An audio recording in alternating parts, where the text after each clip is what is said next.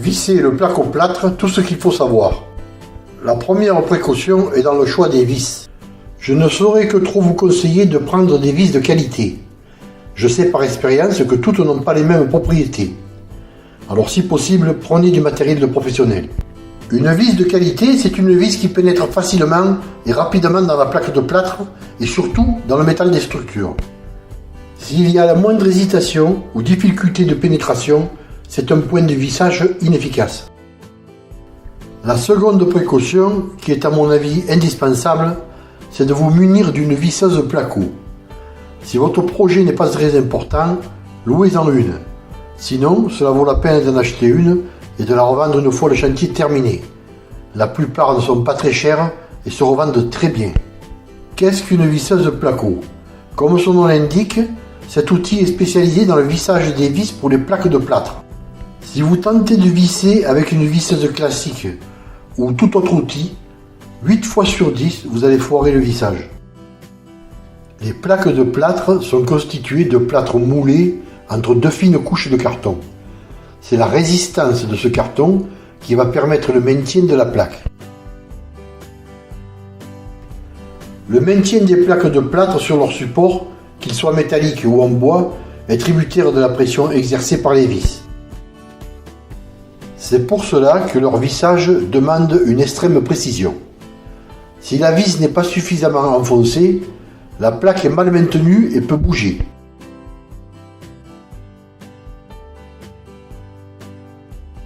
Si la vis est trop enfoncée, et c'est souvent le cas avec des moyens de vissage classiques, le carton va être déchiré et il ne peut plus remplir son rôle. Le plâtre autour de la vis est réduit en miettes et la plaque n'est pas maintenue. Si plusieurs points de vissage sont dans le même cas, pour une plaque posée verticalement, c'est un gros problème.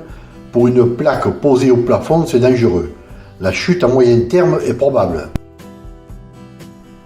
La bonne façon est celle-ci.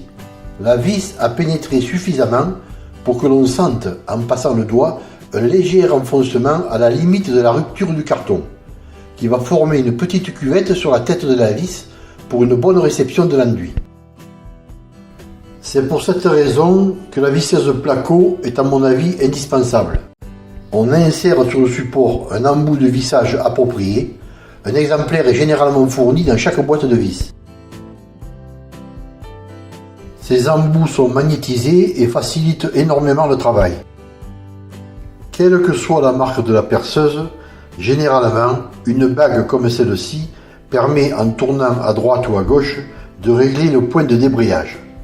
Car celui-ci est différent en fonction de la longueur des vis utilisées, de la marque des plaques de plâtre et surtout selon leurs propriétés, les standards, les hydrofuges, les placo-flammes, les acoustiques, etc. Elles sont plus ou moins denses et dures. C'est pour cela qu'il est conseillé de faire quelques essais avec un morceau de placo et un morceau de montant pour bien régler le point de débrayage. Il suffit de présenter la tête d'une vis sur la pointe de l'embout et elle est saisie et maintenue par les mains. La mise en place des vis doit se faire sans hésitation. On vient avec la vis au contact de la plaque et on perce d'un geste fort, sûr et rapide.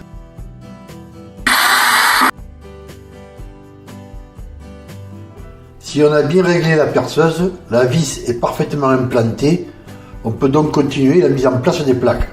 Dans cet exemple, nous travaillons sur une contre-cloison avec une armature double montant. Il y a donc deux montants tous les 60 cm. Nous utiliserons des vis de 25 mm de longueur.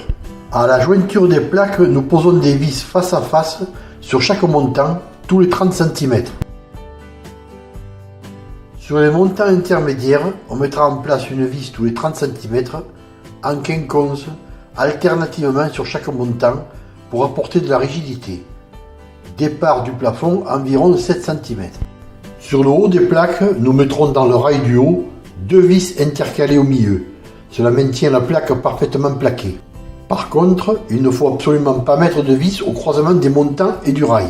On fera la même chose au bas des plaques. Si malgré tout une vis est trop enfoncée, cela peut arriver, il faut la laisser en place et mettre une nouvelle vis à 1,5 cm environ de distance. Si une vis s'avère insuffisamment enfoncée, Personnellement, je règle alors le problème avec un tournevis. Généralement, un quart ou un demi-tour suffit. Une astuce pour repérer les vis insuffisamment enfoncées, notamment sur les montants intermédiaires, consiste à passer une spatule ou un couteau à enduire. Si une vis accroche, c'est qu'il faut la reprendre. Pour visser les plaques au plafond ou sur une armature en bois, on utilisera impérativement des vis de 35 mm de longueur. Voilà, on a fait je pense le tour des petits conseils en la matière. Ce sont des informations qui peuvent vous éviter beaucoup de désagréments. Des plaques murales qui font des vagues ou bien une plaque de plafond qui chute après avoir été enduit et peint, ce n'est pas agréable à subir.